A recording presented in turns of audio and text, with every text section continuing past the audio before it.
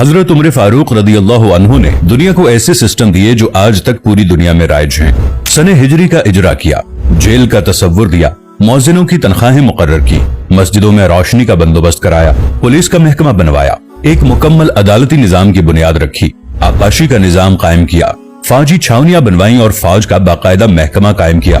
आपने दुनिया में पहली बार दूध पीते बच्चों, माजूरों, बेवाओं और बेआसराओं के वज़ाइफ मुकर्रर किए। आपने दुनिया में पहली बार हुक्मरानों, सरकारी ओहदेदारों और वालियों के असासे डिक्लेयर करने का तस्वुर दिया। आपने बेइंसाफी करने वाले जजों को सजा देने का सिलसिला भी शुरू किया। आपने दुनिया में पहली बार हुक्मरान क्लास की अकाउंटेबिलिटी शुरू की।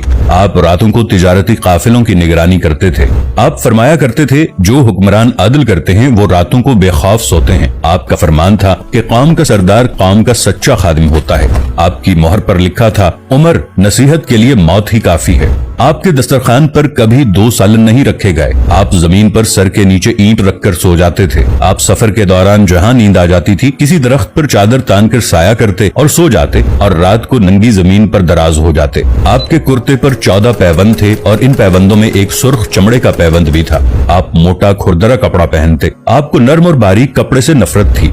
आप किसी को जब सरकारी ओहदे पर फाइज करते तो उसके असासों का तखमीना लगवाकर अपने पास रख लेते और अगर किसी सरकारी ओहदे के दौरान उसके असासों में इजाफा हो जाता तो आप उसका एहतसाब करते। आप जब किसी को गवर्नर बनाते तो उसे नसीहत फरमाते, कभी तुर्की घोड़े पर न बैठना, बारीक कपड़े न पहनना, छना हुआ आटा न खाना, दरबान न रखना और किसी फरियादी पर दरवाजा बंद न करना। आप फरमाते थे, जालिम को मुआफ कर देना मजलूमों पर जुल्म है। आपका ये फिक्रा आज इंसानी हुकूक के चार्टर की हैसियत रखता है कि माएं बच्चों को आजाद पैदा करती हैं, हमने उन्हें कब से गुलाम बना लिया।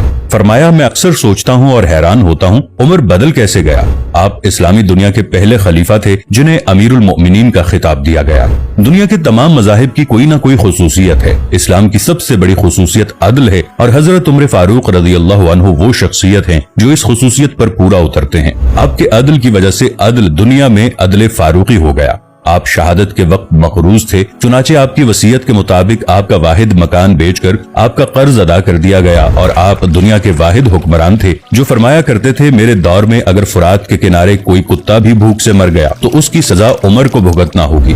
आपके अदल की ये हालत थी। आपका इंतकाल हुआ तो आपकी सल्तनत के दूर दराज इलाके का एक चरवाहा भागता हुआ आया और चीख कर बोला, लोगों, हजरत उमर फारूक रदियल्लाहु अन्हु का इंतकाल हो गया। लोगों ने हैरत से पूछा, तुम मदीने से हजारों मील दूर जंगल में हो, तुम्हें इस सानहे की इत्तला किसने दी। चरवाहा बोला, जब तक हजरत उमर फारूक रदियल्लाहु अन्हु जिंदा थे मेरी भेड़ें जंगल में बेखौफ फिरती थीं और कोई दरिंदा उनकी तरफ आंख उठाकर नहीं देखता था, लेकिन आज पहली बार एक भेड़िया मेरी भेड़ का बच्चा उठाकर ले गया। मैंने भेड़िया की जुर्रत से जान लिया कि आज दुनिया में हजरत उमर फारूक रदियल्लाहु अन्हु मौजूद नहीं है। हजरत उमर फारूक रदियल्लाहु अन्हु ने अपने दौर में जिस जिस खित्ते में इस्लाम का झंडा भिजवाया वहाँ से आज भी अल्लाहु अकबर की सदाएं आती हैं। वहाँ आज भी लोग अल्लाह के सामने सजदा करते हैं। दुनिया में अलेक्जेंडर का नाम सिर्फ किताबों में सिमट कर रह गया है, जबकि हजरत उमर फारूक रदियल्लाहु अन्हु के बनाए निजाम दुनिया के 245 ममालिक में आज भी किसी न किसी शक्ल में मौजूद हैं।